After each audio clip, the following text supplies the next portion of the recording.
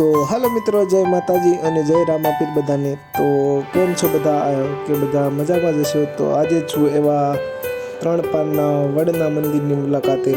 તો તમને મંદિરની અંદર એન્ટર થતાં જ દ્વારકાધીશ, પછી જગતનાથ ભગવાન અને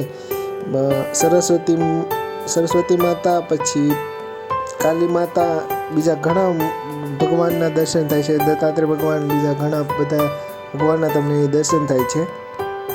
તો આ મંદિરના ઇતિહાસની સફર પર જઈએ તો જ્યારે કુરુક્ષેત્રના યુદ્ધમાં રાજા કર્ણ છે, દાનેશ્વરી રાજા કર્ણ એ ઘવાયો હતો અને ત્યારે એમની પરીક્ષા લેવા શ્રી કૃષ્ણ આવ્યા હતા અને એની પાસે કંઈક માગ્યું હતું અને તે જે કર્ણએ છે કૃષ્ણ ભગવાનને આપ્યું હતું અને પ્રસન્ન થઈ શ્રી કૃષ્ણ ભગવાને એની પાસે વરદાન માગવા કહ્યું ત્યારે તેણે કહ્યું હતું કે હું કુંવારી માનો પુત્ર છું, એટલે મને એવી એક કુંવારી જગ્યા પર અગ્નિદાન દેવામાં આવે। ત્યારે શ્રી કૃષ્ણ ભગવાને એવી કુંવારી જગ્યા સુરતમાં અશ્વિની કુમાર નામની જગ્યા છે, ત્યાં એને અગ્નિદાહ દેવામાં આવ્યો અને પાંડવોને જ્યારે શંકા થઈ કે આ કુંવારી ભૂમિ છે કે નહીં, ત્યારે શ્રી કૃષ્ણએ અહીં ત્રણ પાનનો વડ રોપ્યો અને એને બ્રહ્મા, વિષ્ણુ અને મહેશ નામ આપ્યું અને એમાં કહેવામાં આવ્યું કે આ ત્રણ પાનનો વડ એમાં ત્રણ પાન જ રહેશે, ચોથું પાન આવશે ત્યારે ચોથું પાન આવશે ત્યારે એક પાન ખરી જશે। તો આમ આ છે આ મંદિરનો ઇતિહાસ।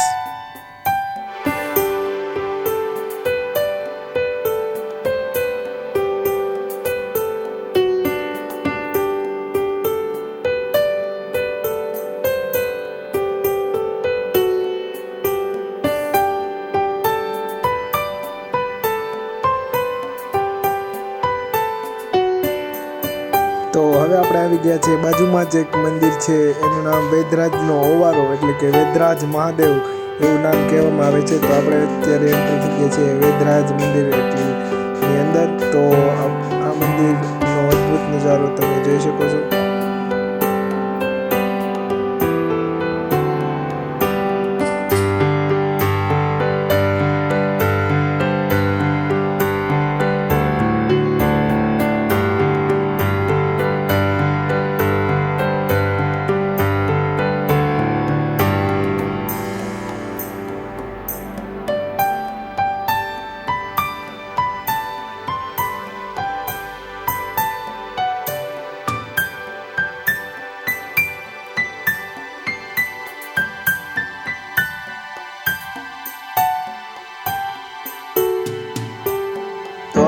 નીચે ઉતરતા જ તમને અહીં એવા તાપી નદીના કિનારે એવા તાપી માતાના પણ દર્શન થાય છે।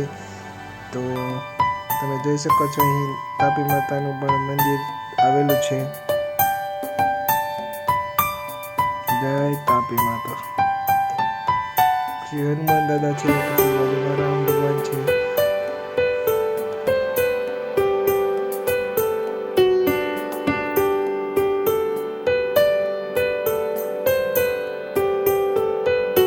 તો તમે ઉપર દાદર ચડોઈને ઉપર ચડો છો ત્યારે તમને અહીંથી તાપીનો અદ્ભુત નજારો તમને જોવા મળે છે। તો તમે જોઈ શકો છો અદ્ભુત નજારો તાપીનો।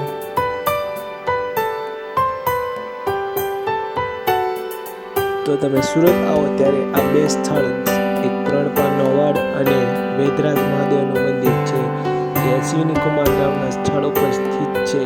તો જ્યારે પણ આવો ત્યારે આ મંદિર એ મુલાકાત લેવાની ભૂલતા નહીં અને તમને કેવો લાગ્યો અમારો આ વિડીયો કોમેન્ટમાં જરૂરથી જણાવજો અને ટ્રાવેલિંગ અને અવનવા વ્લોગ જોવા માટે, lifestyle vlog, village life vlog અને અવનવા વ્લોગ જોવા માટે ટીમ 5 સ્ટારની ચેનલને લાઈક, શેર અને સબસ્ક્રાઈબ કરવાનું ભૂલતા નહીં। ધન્યવાદ।